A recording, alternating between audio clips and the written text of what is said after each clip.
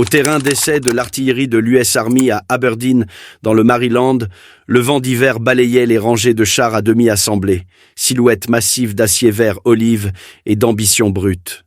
Sous les poutres résonnantes du bâtiment 311, des ingénieurs en salopette s'affrontaient dans le langage de l'épaisseur de blindage et de la vitesse à la bouche, leur voix dominant le cliquetis des rivets et le gémissement des presses hydrauliques. Ce qui avait commencé comme des tests de routine du M4 Sherman était devenu tout autre chose, une prise de conscience. Début 1944, le programme de chars américain était assiégé en silence, non par les canons ennemis, mais par les rapports du front qui filtraient d'Europe et d'Italie. Le Sherman, ce cheval de bataille fiable et produit en masse qui avait porté les divisions américaines à travers l'Afrique du Nord et la Sicile, était malmené en Normandie. Le Panther, le Panzerkampfwagen St allemand, fauchait les colonnes blindées américaines comme une faux dans le blé. Un mémo de la 2e division blindée daté de juillet 1944 était épinglé sur un tableau en liège dans la section d'analyse de l'artillerie. Les chars ennemis ouvrent le feu à des distances dépassant 1400 mètres. Les Sherman ne peuvent pas répondre efficacement au-delà de 700.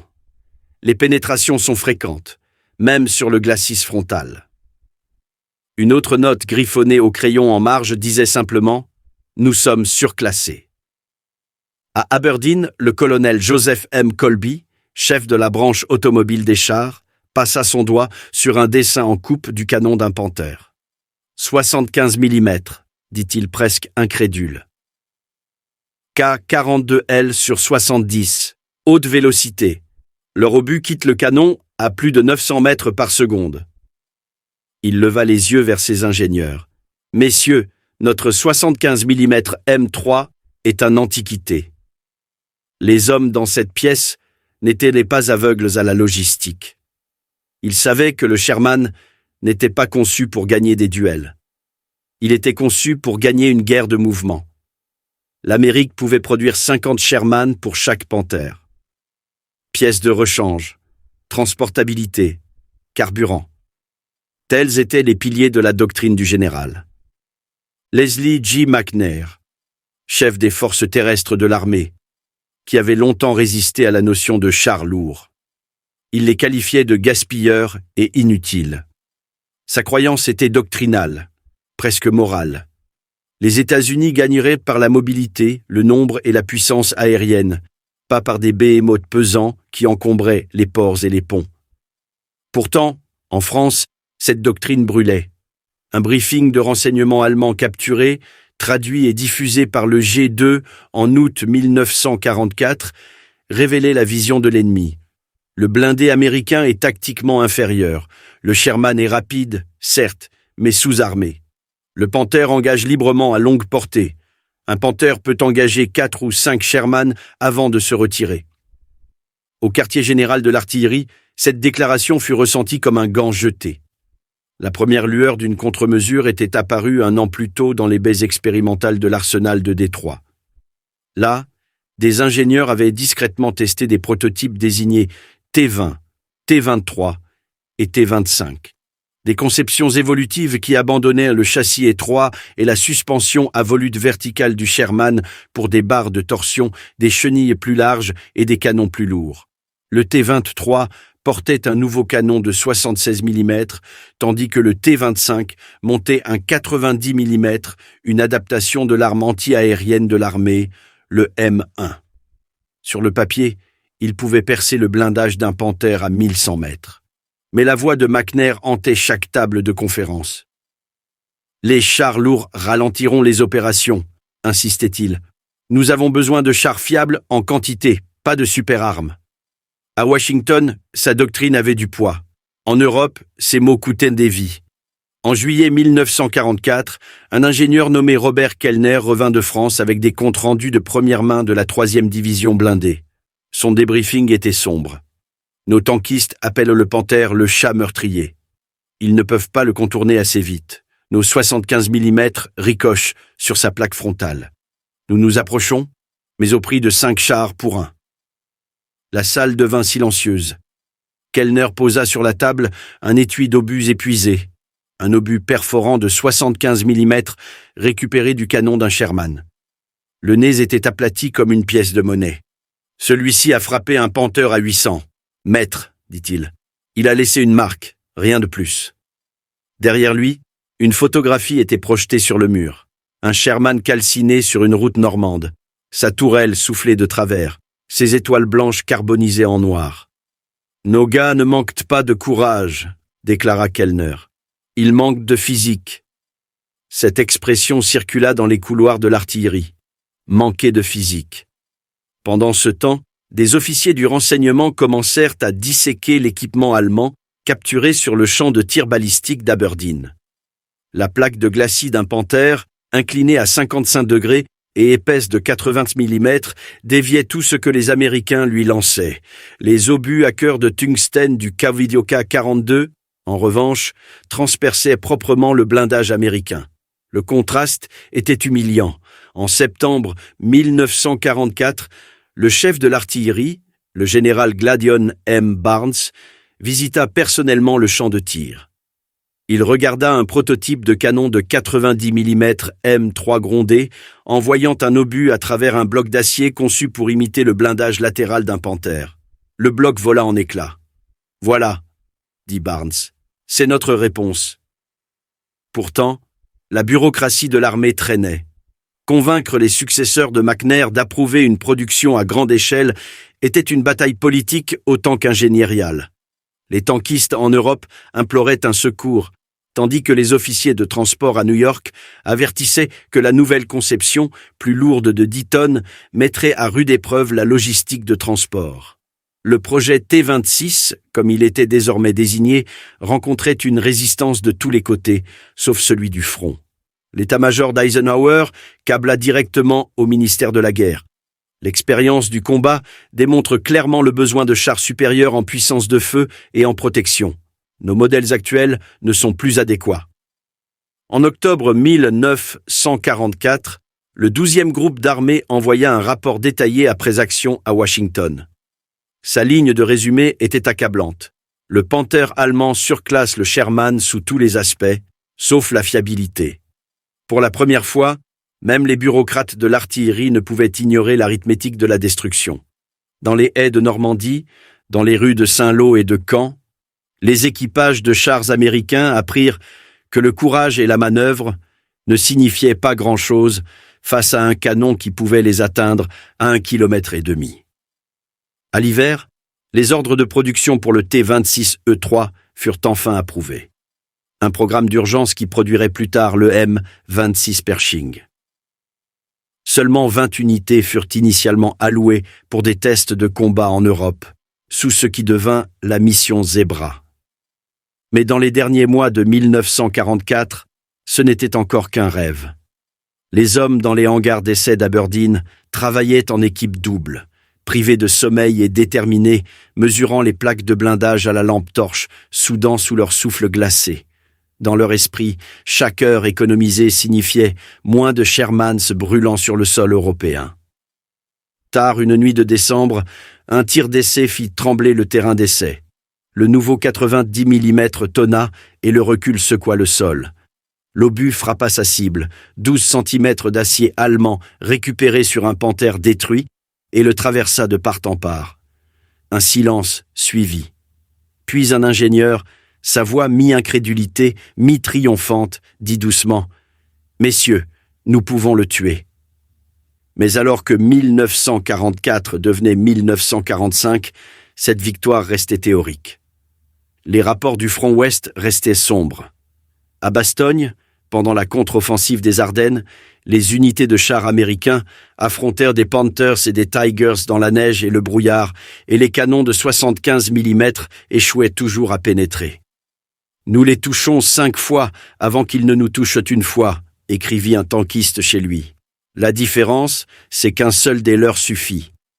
L'écart n'était pas de courage ou d'industrie, il était d'acier et de temps. Dans les longs couloirs d'Aberdeen, les ingénieurs parlaient désormais à voix basse. Ils savaient ce qu'ils avaient construit, mais ils savaient aussi que cela arriverait trop tard pour beaucoup. La naissance du Pershing se mesurerait non seulement en tonnes et en millimètres, mais dans le sang déjà versé sur les champs de France. Et ainsi, dans l'hiver anxieux de 1944, tandis que les dessinateurs ancraient les plans finaux du T-26, une pensée résonnait dans chaque hangar et fonderie. L'Amérique n'enverrait plus ses tankistes au combat, avec la physique contre eux. L'ère du Sherman touchait à sa fin. L'âge du Pershing était sur le point de commencer. Et de la France, été-automne 1944. La brume matinale d'août 1944 collait aux champs vallonnés aux abords de Chartres, voilant les silhouettes noires des blindés allemands tapis parmi les haies. Des panthères, anguleux, menaçants, leurs longs canons de 75 mm pointés vers l'ouest, à travers un paysage qui grondait déjà de l'approche des colonnes américaines. Depuis sa trappe, l'Oberfeldwebel Karl Hoffmann de la 2e Panzer ajusta ses jumelles Zeiss. « Des Sherman !» murmura-t-il en apercevant les points de mouvement à 2 kilomètres. « Toujours des Shermans !» Le Panther était devenu une créature d'ingénierie et de mythologie. Parmi les tankistes allemands, c'était un symbole de survie, un prédateur qui même dans la défaite inspirait la peur. Dans les manuels d'entraînement et les vantardises de Metz, il l'appelait Der Löwe Europas, le lion d'Europe. Avec son canon de 75 mm KWK-42 et son blindage frontal incliné de 81 mm, le Panther était réputé invulnérable à tout tir de char allié, sauf à portée suicidaire. Cette croyance était à la fois une arme et une malédiction. Quand Hitler avait déployé le Panther en 1943 à Koursk, il avait défailli, mécaniquement fragile, miné par des incendies de moteurs et des pannes de transmission. Mais au moment où il roula en France en 1944, ses défauts avaient été en grande partie corrigés. Les équipages qui le maniaient étaient des vétérans endurcis par le front de l'Est, où les duels à 2000 mètres contre des T-34 étaient de monnaie courante. Face aux Américains, ils s'attendaient à un massacre. Et souvent, ils l'obtenaient. Au bord d'un village normand, un Panther de la 116e Panzer attendait, caché derrière une élévation. Son commandant, le lieutenant Erich Brandt, observait une colonne américaine avançant à travers la fumée des fermes en flammes. « Distance 1400 mètres », appela son tireur. « Cible, char de tête ». La détonation fut comme un tonnerre dans une cathédrale. L'obus de 75 mm déchira l'air, une flèche à cœur de tungstène qui frappa le Sherman en plein glacis. Instantanément, le feu jaillit des jointures de la tourelle. L'équipage à l'intérieur n'avait aucune chance. Le Sherman suivant avançait prudemment, tirant au jugé. Un autre coup du Panther, une autre fleur d'orange et de noir. En moins de 3 minutes, 4 Shermans brûlaient. Les équipages allemands ricanaient sombrement, leur confiance renouvelée à chaque impact. « Ils construisent des chars comme des saucisses », cracha un conducteur de Panther en observant l'horizon. « Et nous les grillons tout aussi vite. » Mais derrière cette arrogance se cachaient l'épuisement et la peur. La radio crépitait constamment d'appels désespérés pour du carburant, de la couverture aérienne, des munitions qui n'arrivaient plus. Chaque victoire semblait creuse quand elle était suivie du sifflement de l'essence siphonnée et de la marche éreintante à pied. Fin août, la Panzerlehr Division, autrefois la fierté de la Wehrmacht, avait été réduite de moitié. Ces Panthers, toujours mortels, opéraient désormais comme des loups solitaires, frappant rapidement avant de disparaître. Les lignes d'approvisionnement allemandes avaient été déchiquetées par les chasseurs bombardiers alliés. Pour chaque Panther qui détruisait un Sherman, un autre restait immobilisé par manque de pièces détachées ou de carburant. Pourtant, pour les Américains qui leur faisaient face, le Panther semblait invincible. Des rapports de la 3e division blindée décrivaient des engagements où des pelotons entiers de Shermans étaient perdus avant de pouvoir se rapprocher à portée efficace. « Nos canons ne peuvent pas toucher leur avant », écrivit amèrement un lieutenant dans son journal de combat. « La seule façon de tuer un Panther est de le prendre de flanc. Et pour faire ça, il faut perdre la moitié de ses chars en chemin. » Au quartier général, les commandants américains ajustèrent les tactiques dans l'urgence. Le soutien aérien était appelé partout où des Panthers apparaissaient. Les unités de chasseurs de chars M10 et M36, avec leurs canons de 90 mm, étaient précipitées au front. L'infanterie apprit à traquer les bêtes avec des bazookas, des grenades et même des charges de sac. L'arrière d'un panthère est son point faible, disaient les instructeurs. Le problème était de vivre assez longtemps pour l'atteindre. Pour les Allemands, la domination du panthère n'apportait pas de soulagement, mais un fatalisme sombre. Ils savaient que les Alliés avaient des réserves infinies de chars, d'hommes et d'essence. Chaque escarmouche qu'ils gagnaient était un nouveau délai d'1 heure dans une retraite inévitable. « Nous tuons 5, 10, 20 Sherman !» écrivit Hoffmann dans son journal. Mais pour chaque char que nous brûlons, 2 autres apparaissent derrière. Ils viennent comme la marée, sans fin. Le mythe de la supériorité devint un piège psychologique. Les équipages méprisaient les ordres de retraite, croyant qu'aucun char allié ne pouvait les battre dans un combat frontal. Mais quand le ciel s'assombrissait de P-47 Thunderbolt, la confiance se transformait en terreur. Le blindage ne signifiait rien quand une bombe de 225 kg frappait le sol à côté de vous. À la Lyre, une compagnie de Panthers de la 9e Panzer tenta de tenir une tête de pont. Leur commandant, l'Hauptmann Victor Lau, se souvint d'abord du son. Un vrombissement lointain qui se transforma en hurlement. « Jabos !» cria quelqu'un. Les Thunderbolts surgirent des nuages, mitraillant avec leur calibre .50, puis larguant des roquettes qui déchirèrent la colonne allemande. Des panthères brûlèrent sur le pont, leurs équipages s'extrayant des écoutilles dans les flammes. Quand la fumée se dissipa, il restait 3 panthères sur 12. La route de Paris était ouverte. Même en ruine, l'aura du panthère persistait. Des tankistes américains capturés parlèrent de les affronter avec un mélange de crainte et de respect.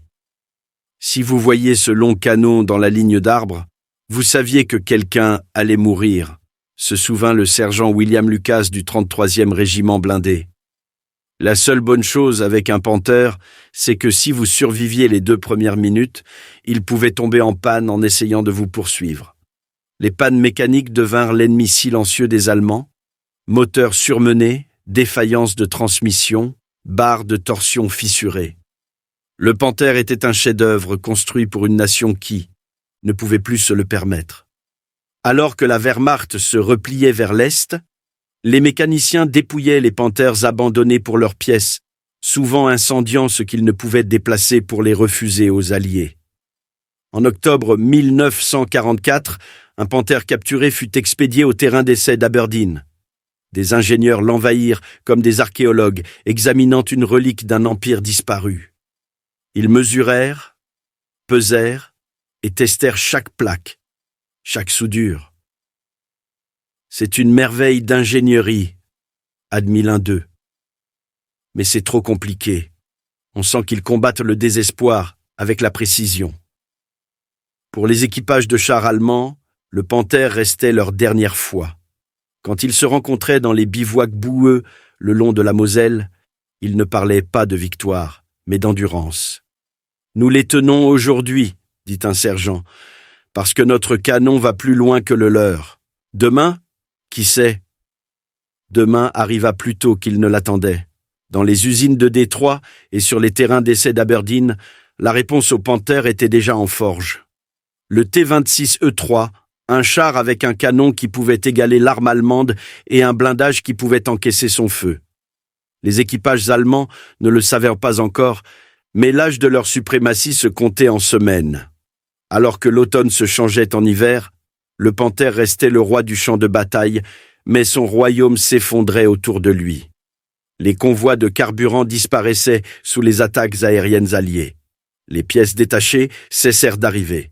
Les ordres venant du haut commandement ressemblaient plus à des prières qu'à de la stratégie, tenir, retarder, résister. Et ainsi, sur les champs gelés de Lorraine, alors que les colonnes de fumée marquaient une nouvelle journée de retraite, les hommes de la Panzerlehr et de la 2e Panzer croyaient encore que leur lion d'acier pouvait renverser la marée. Ils ne savaient pas encore que de l'autre côté de la Manche, dans les cales des Liberty Ships à destination d'Anvers, une nouvelle bête était en route. Un char né de leur propre légende, conçu pour un seul but, chasser le panthère. Arsenal de Détroit et terrain d'essai d'Aberdeen, fin 1944. À l'automne 1944, Dans les ateliers de l'arsenal de Détroit, l'air sentait l'acier, l'huile de coupe et l'épuisement. Des ingénieurs travaillaient sous des projecteurs qui transformaient la brume de la fonderie en quelque chose de presque sacré. Ici, parmi le rugissement des presses et le sifflement des soudeurs, les Américains tentèrent d'effacer leur plus grande humiliation militaire. Que leur armée était partie en guerre avec des chars qui ne pouvaient pas rivaliser avec les meilleurs de l'Allemagne. Le Panther avait été disséqué, mesuré et maudit. Les ingénieurs balistiques d'Aberdeen avaient examiné sa suspension, pesé son blindage, catalogué son arme comme des prêtres examinant une idole païenne. Leur conclusion était simple, humiliante et indéniable. Le canon de 75 mm du Sherman ne pouvait pénétrer le blindage frontal du Panther à aucune distance de combat raisonnable. Le colonel Gladeon M. Barnes, chef de la division recherche du département de l'artillerie, rendit son jugement dans un mémo urgent à Washington. Nous avons besoin d'un char capable de rencontrer le Panther à armes égales, puissance de feu, blindage et optique. Rien de moins. Son arme serait le T-26E3, une machine conçue dans la frustration et née de la défiance de l'ingénierie. Il montrait le canon de 90 mm M3, la même pièce d'artillerie qui avait déjà prouvé sa capacité à abattre des avions allemands à 3000 mètres et à transpercer le blindage latéral d'un Tiger à 900 mètres. Mais construire un nouveau char était une chose, le faire parvenir au champ de bataille en était une autre.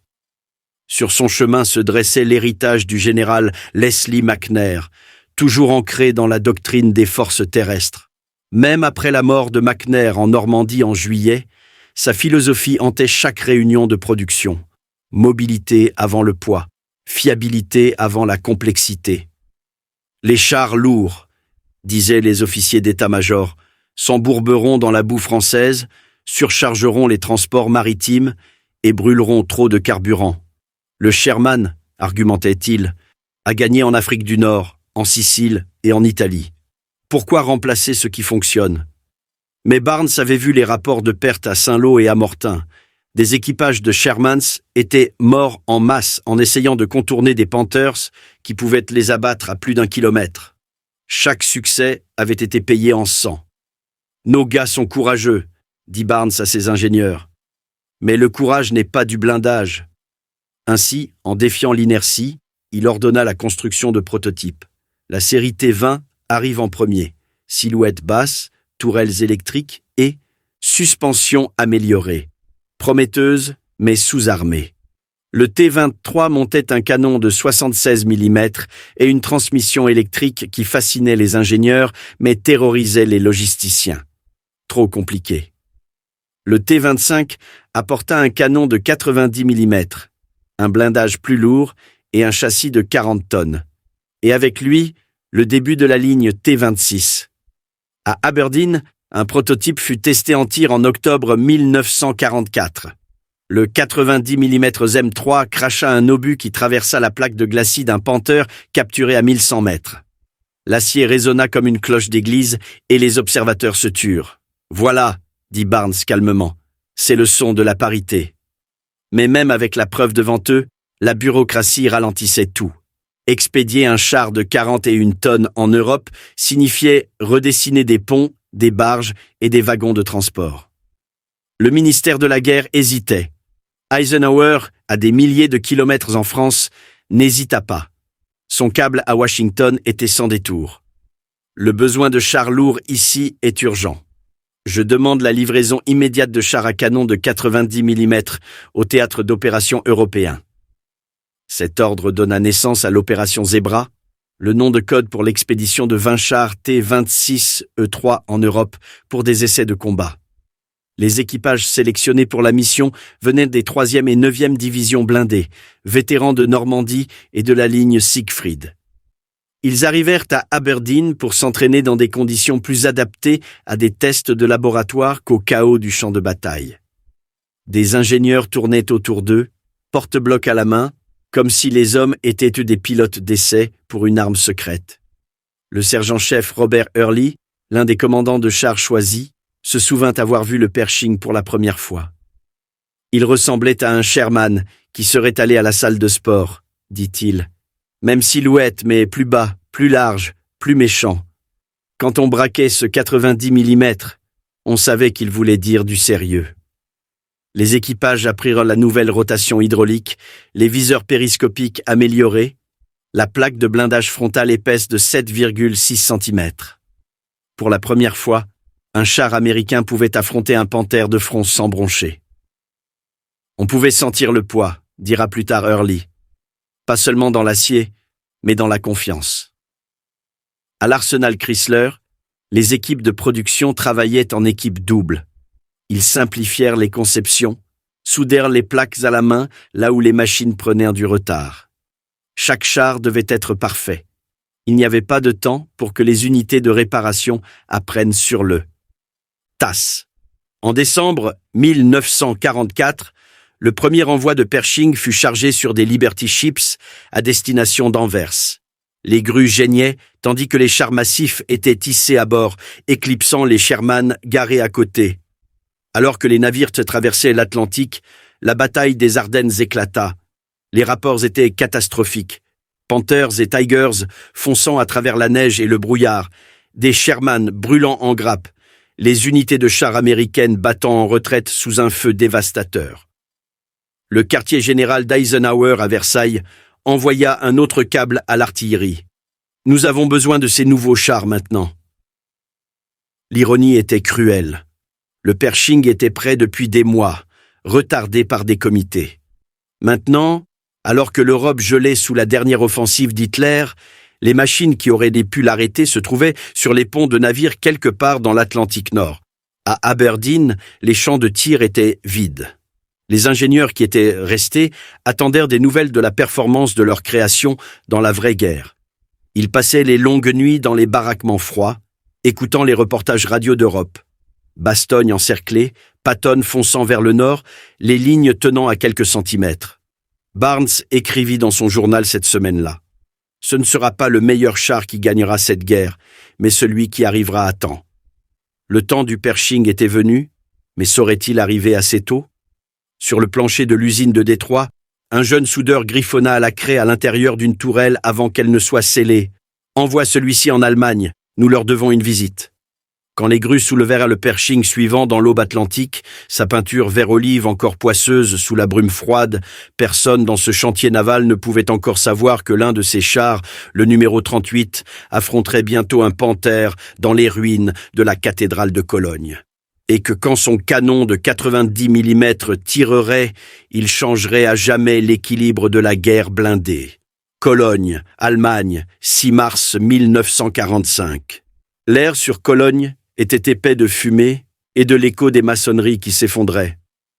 Après des mois de combats brutaux à travers la ligne Siegfried, la 3e division blindée entra dans la ville, ses colonnes avançant comme des bêtes de métal fatiguées à travers les ossements brisés du Reich.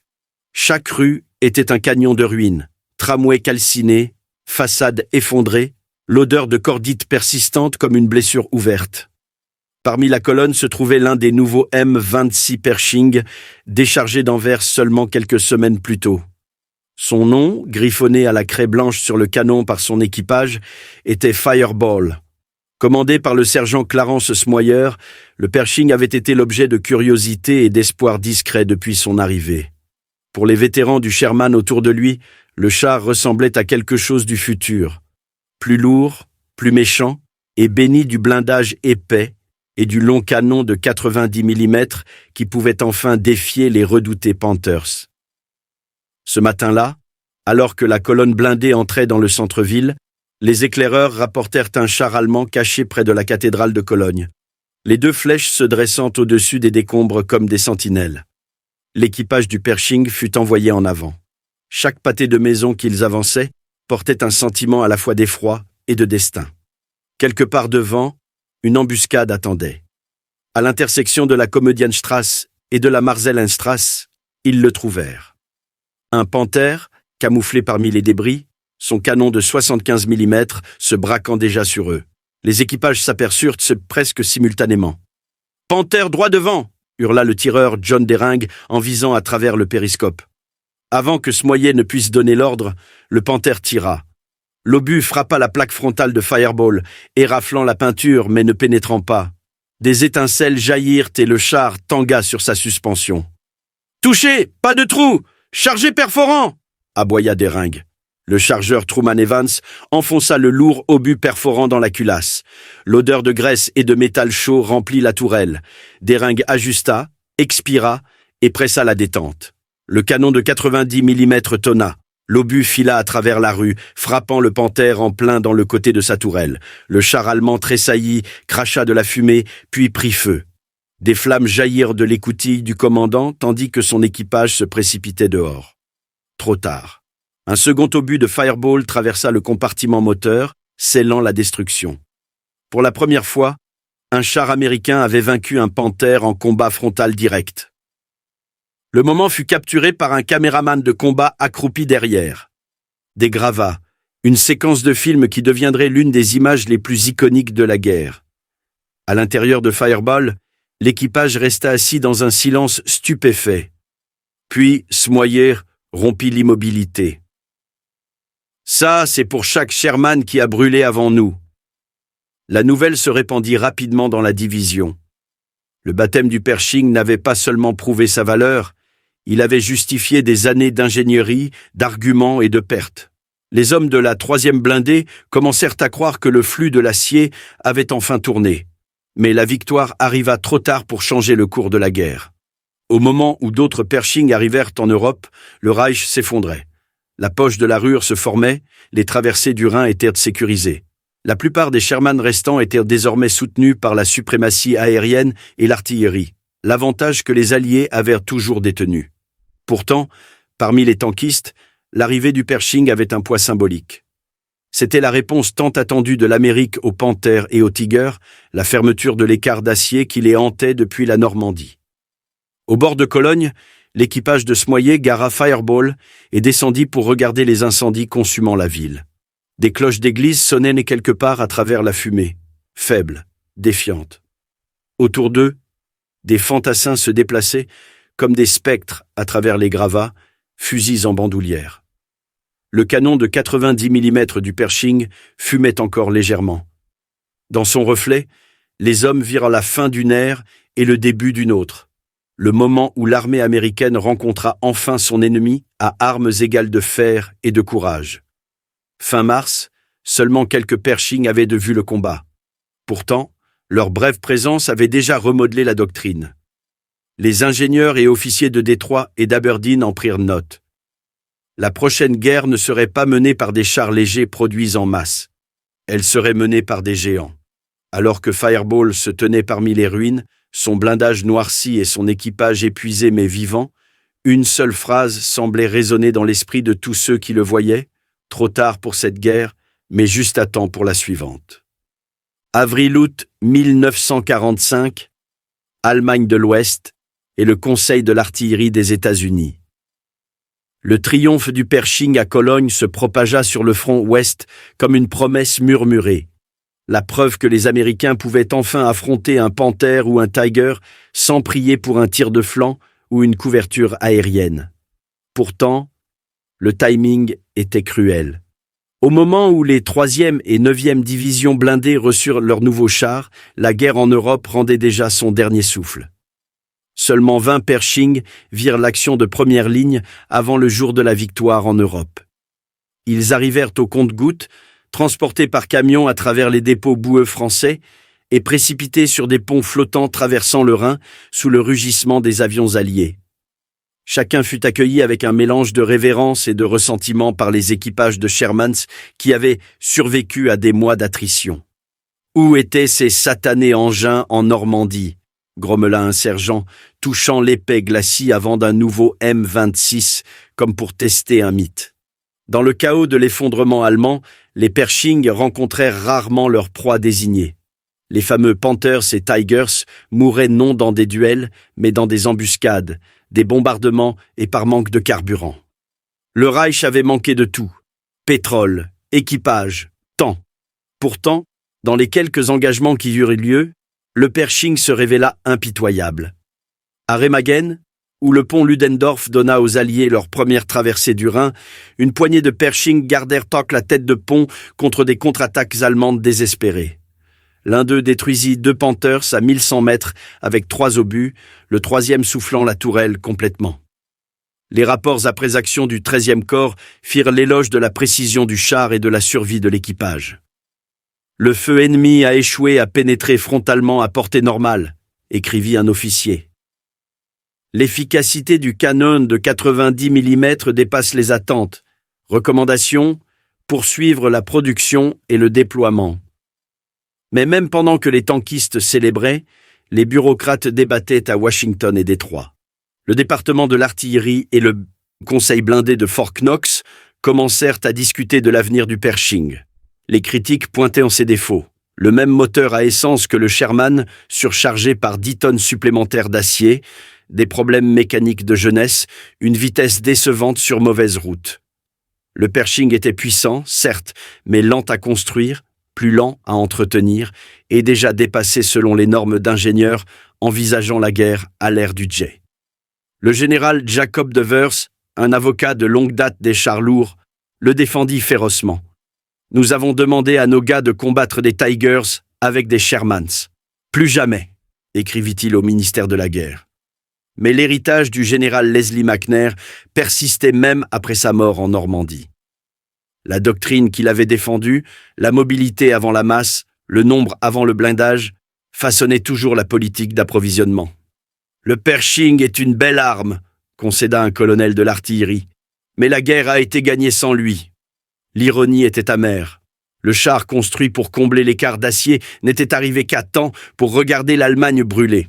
Ses débuts avaient prouvé que l'Amérique pouvait égaler l'ingénierie allemande, mais pas assez vite pour avoir une importance stratégique.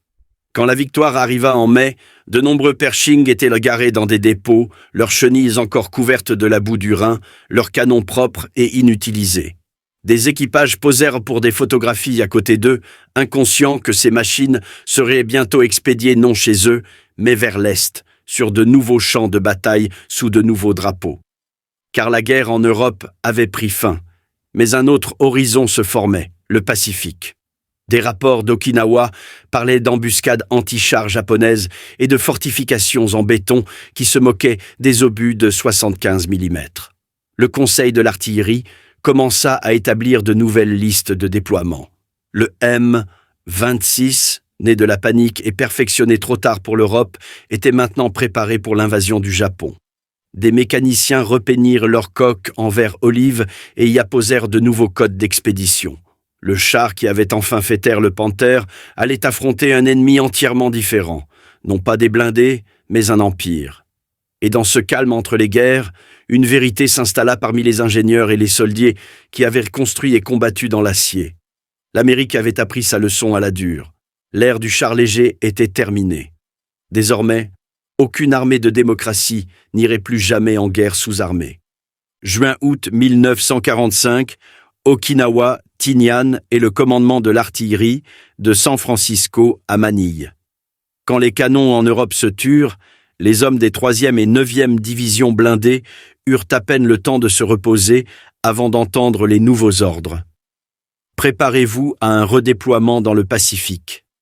La guerre avec le Japon faisait encore rage à travers les îles et l'opération Downfall, l'invasion planifiée de Kyushu et Honshu, exigeait chaque division blindée disponible. Dans l'été humide de 1945, le M26 Pershing entama un nouveau voyage. Chargés à bord de Liberty Ships et de Cargo Victory, les chars quittèrent Anvers et Southampton, traversèrent l'Atlantique et furent déchargés dans les ports de la côte ouest américaine. San Francisco, Seattle, San Pedro. Là, ils furent reconditionnés, équipés de kits de guet en eau profonde, de filtres tropicaux et de la peinture verte olive spécifique au Pacifique, utilisée par les unités blindées des Marines. Au dépôt d'artillerie de San Francisco, un jeune ingénieur de l'armée, le capitaine Walter Swanson, écrivit dans son rapport « Nous expédions des armes conçues pour l'Europe afin de combattre une guerre de corail et de grottes. Pourtant, le Pershing est le premier char que j'ai vu qui pourrait survivre à ce qui attend sur Kyushu. » Pendant ce temps, dans le Pacifique, La bataille d'Okinawa avançait lentement vers sa conclusion sanglante. Le 713e bataillon de chars de l'armée, équipé de Shermans et de chars lance-flammes, combattait mètre par mètre contre des bunkers japonais et des canons sur pentes inversées. Les tankistes là-bas avaient appris à craindre les canons anti-chars de 47 mm cachés dans les grottes et les équipes suicides qui couraient sous les chars avec des explosifs attachés à la poitrine. Quand la nouvelle leur parvint que des chars plus lourds arrivaient, avec 2 fois plus de blindage et un canon capable de pulvériser le béton, le moral remonta, même légèrement.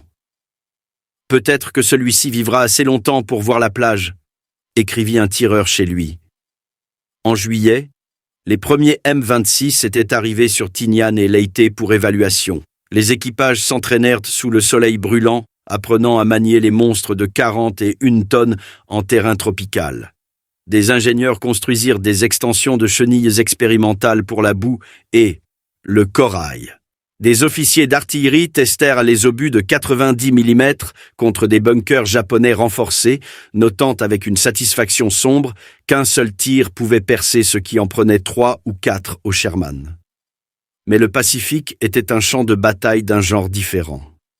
Non pas des duels de blindés, mais des forteresses et des falaises, des jungles qui avalèrent les moteurs entiers. La taille et le poids du Pershing devinrent à la fois une bénédiction et une malédiction. Il pouvait résister à presque tout ce que les Japonais lui tirèrent dessus. Pourtant, le déplacer à travers des sentiers étroits, des marécages et des ports peu profonds était une épreuve. Pourtant, la logique était simple. Si l'Amérique envahissait le Japon, elle aurait besoin de Pershing en première ligne. Les planificateurs de l'opération olympique estimaient que plus de 1000 seraient nécessaires rien que dans la première vague. Les chaînes de production de l'arsenal de Détroit recommencèrent à gronder, et de nouveaux ordres furent donnés pour expédier des bataillons entiers de M26 d'ici août. Les équipages qui s'entraînaient sur eux connaissaient les enjeux. Le sergent Bill Rea de la 9e division blindée écrivit dans son journal le 31 juillet 1945. Ils disent que les Japonais construisent des pièges à chars en béton tout autour de Kyushu. L'état-major pense que le Pershing peut le prendre. Après ce que j'ai vu en Allemagne, je les crois, mais je ne suis pas sûr de vouloir le vérifier. Puis soudain, la guerre changea du jour au lendemain. Le 6 août, la bombe atomique tomba sur Hiroshima. 3 jours plus tard, Nagasaki suivit. Et le 15 août, la voix de l'empereur Hirohito crachota sur les radios japonaises, annonçant la reddition. Pour les Pershing attendant sur les docks, ce fut un répit d'un avenir écrit dans le sang. L'invasion qui aurait coûté des centaines de milliers de vies américaines n'eut jamais lieu. Les chars destinés à Kyushu restèrent dans leurs caisses, silencieux, non testés dans le creuset du Pacifique. Pourtant, leur voyage n'avait pas été vain. Alors que l'occupation du Japon commençait, une poignée de Pershing furent expédiés à Tokyo et Yokohama pour servir d'unité de sécurité et de démonstration. Ils contrastaient fortement avec les carcasses calcinées des chars japonais type 97 et type 95, reliques d'une autre époque. Des officiers japonais, désormais prisonniers, étudièrent les Pershing avec une stupéfaction silencieuse. Un ancien colonel du 4e régiment de chars impérial remarqua lors d'un interrogatoire « Nous croyons que les Américains n'avaient pas de chars lourds.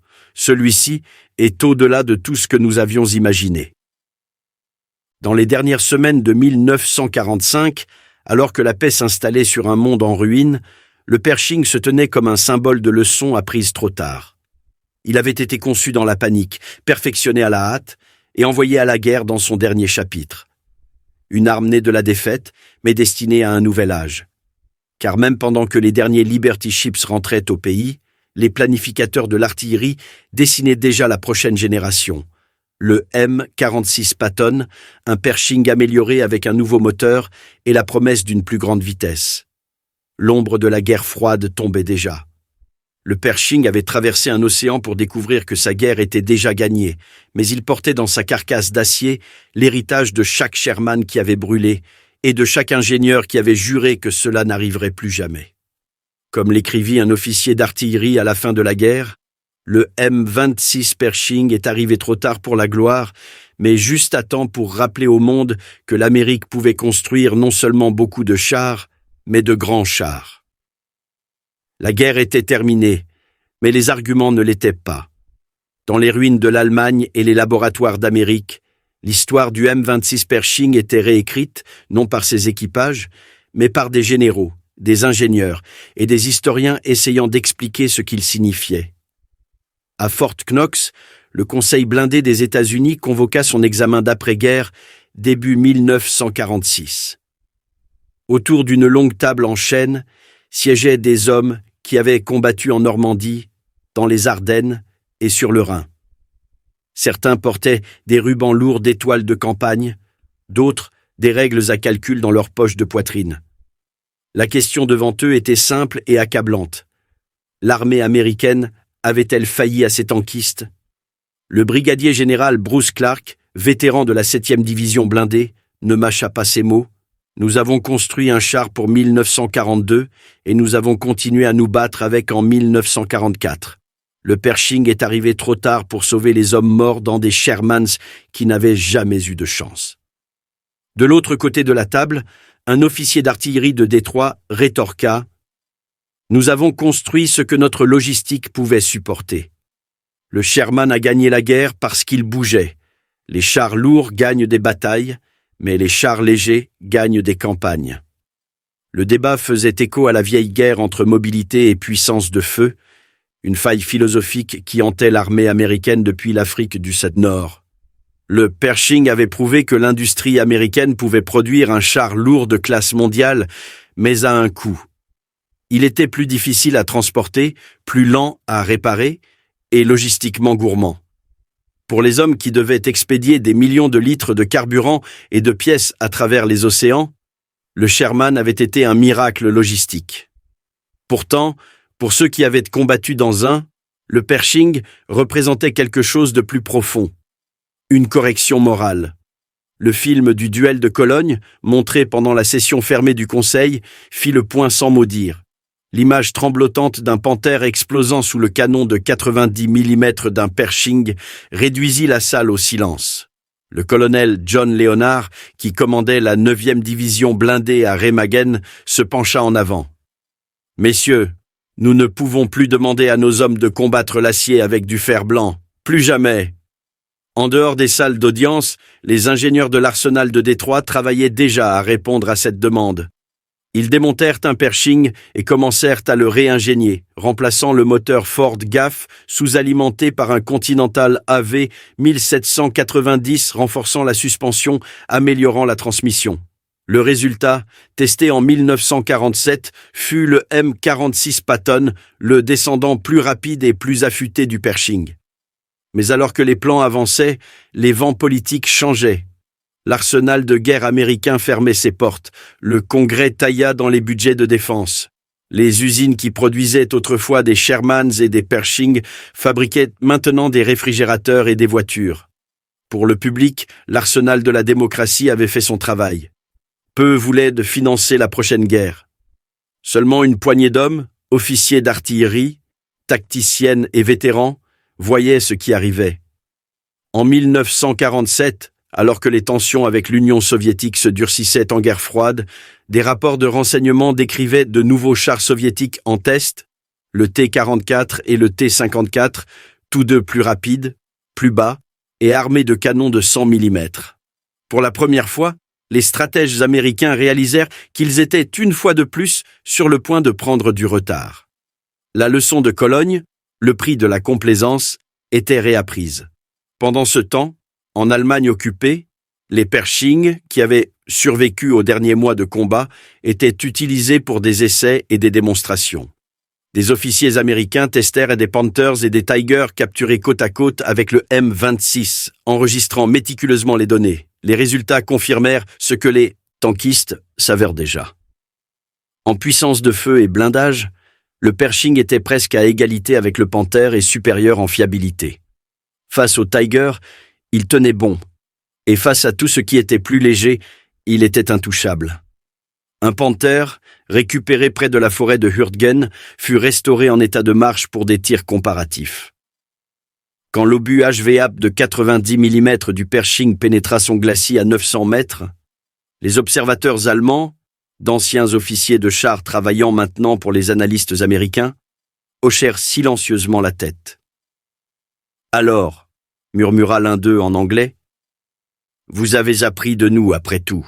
D'ici 1948, le Pershing était devenu à la fois une relique et une fondation. La plupart de ces modèles de production furent réaffectés à des unités d'entraînement ou ferraillés pour pièces, leurs composants nourrissant la naissance de la série Patton. Pourtant, sa réputation grandit rétrospectivement, un char qui symbolisait la fin d'une guerre et le début d'une autre. Dans les manuels techniques, le M26 était classifié comme char moyen, mais pour les hommes qui le conduisaient, ce serait toujours le lourd arrivé trop tard. Et pourtant, sans lui, l'Amérique n'aurait peut-être jamais construit les chars qui affrontèrent plus tard les T-34 en Corée, les T-55 au Vietnam ou les T-72 des décennies suivantes. Quand le Conseil blindé publia son rapport final en novembre 1948, une ligne se démarqua. Le M26 Pershing a finalement corrigé les erreurs doctrinales qui nous ont coûté si cher en Normandie. Son existence garantit que ces erreurs n'ont pas besoin d'être répétées. Le rapport fut estampillé, classifié, distribution restreinte et archivée à Fort Knox. Dehors, sur un champ tranquille du Kentucky, un seul Pershing rouillait sous une bâche. Un conducteur d'essai avait griffonné un message sur sa tourelle à la craie avant sa mise en réserve. Cologne, mars 45, n'oubliez jamais. Et pour la prochaine génération de tankistes qui montraient dans les Patton et plus tard les Abrams, ils n'oublièrent jamais. Le paradoxe est l'héritage, de la Corée à l'Abrams. Au moment où les années 1940 s'estompèrent dans les années 1950, le M26 Pershing était déjà devenu un paradoxe, une arme à la fois trop tardive et trop précoce. Trop tardive pour les grands duels de chars d'Europe, trop précoce pour l'ère des jets et des missiles qui pointaient. Les derniers Pershing d'époque de guerre étaient garés dans des parcs de véhicules à travers l'Allemagne occupée, leur peinture vert olive s'écaillant, leurs canons bouchés contre la pluie. L'armée se démobilisait, se repliant dans le confort de la paix. Mais les ingénieurs de l'arsenal de Détroit et les vétérans de Fort Knox avaient un pressentiment. L'histoire permet rarement aux démocraties de se reposer longtemps. Ce pressentiment se réalisa le 25 juin 1950, lorsque les forces nord-coréennes déferlèrent sur le 38e parallèle. Leurs chars T-34-85 fournis par les Soviétiques écrasèrent les lignes de la République de Corée en quelques jours. Les troupes d'occupation américaines au Japon, légères en blindés, lourdes en complaisance, furent précipitées en Corée dans la désespérance. Les premiers chars américains à débarquer à Pusan n'étaient pas des Pershing ou des Patton. C'étaient de vieux M24 chafés usés, les mêmes chars légers qui avaient été surclassés dès 1945. Leurs canons de 75 mm ricochent sur le blindage incliné du T-34 comme des cailloux. Les fantassins regardèrent impuissants, tandis que leurs obus ricochaient, alors que les Nord-Coréens perçaient les barrages routiers avec une précision mécanique. Dans le chaos, le corps de l'artillerie envoya des télégrammes urgents aux États-Unis. Demande d'expédition immédiate de M26 Pershing et de munitions de 90 mm. Les T-34 sont supérieurs à tous les chars actuellement sur le théâtre. En quelques semaines, les premiers Pershing, reliques de la guerre européenne, furent extraits des dépôts au Japon et à Okinawa. Ils étaient mal en point, leurs moteurs fatigués, mais leurs canons restaient justes. Des mécaniciens travaillèrent jour et nuit pour remplacer des galets fendus et des radiateurs qui fuyaient. Fin juillet 1950, alors que la Task Force Smith avait été écrasée et que Daejeon était en flammes, les Pershing furent chargés sur des transports à destination de Pusan. Quand ils débarquèrent, ils furent accueillis par des équipages de chars qui n'en avaient jamais vu auparavant. Pour eux, le Pershing était une légende. Le char qui avait tué les Panthers, l'arme qui symbolisait la rédemption américaine. Au front, cette légende fut mise à l'épreuve. Début août 1950, à l'extérieur de la ville de Mazin, un peloton du 75e bataillon de chars engagea une. colonne de T-34 nord-coréens avançant le long d'une route de vallée. Le terrain était claustrophobique, rizières, collines, fumée des villages en flammes. Le M26 du sergent Stanley Clark prit position derrière un talus, son tireur alignant le réticule à 800 mètres. « Cible T-34 à gauche du pont », appela le tireur. Le canon de 90 mm tira. L'obus frappa la tourelle du T-34, la soufflant dans une boule de feu qui illumina la vallée. Touché, confirmé. En quelques minutes, les Pershing détruisirent 3 autres chars. Les T-34 restants battirent en retraite, leur confiance brisée. Pour la première fois dans la guerre de Corée, les équipages américains réalisèrent qu'ils pouvaient se battre à armes égales. Mais la victoire vint avec un avertissement. Le moteur du M26 surchauffait constamment. Sa transmission tombait en panne sur les collines abruptes de Corée et son poids lourd l'enlisait dans les rizières. Les mécaniciens cannibalisèrent des pièces, utilisant des camions japonais capturés pour remorquer des transmissions. Le Pershing avait de la puissance, mais pas d'endurance. Une leçon que l'armée aurait dû se rappeler depuis l'Europe. Fin 1950, alors que le général Douglas MacArthur poussait vers le nord en direction du fleuve Yalu, de nouveaux M46 Patton commencèrent à arriver des États-Unis, des Pershing remotorisés avec des moteurs plus puissants et des transmissions améliorées. Les M46 pouvaient gravir les collines où les M26 calaient et leur vitesse donnait aux équipages une chance de se battre dans le terrain montagneux de Corée.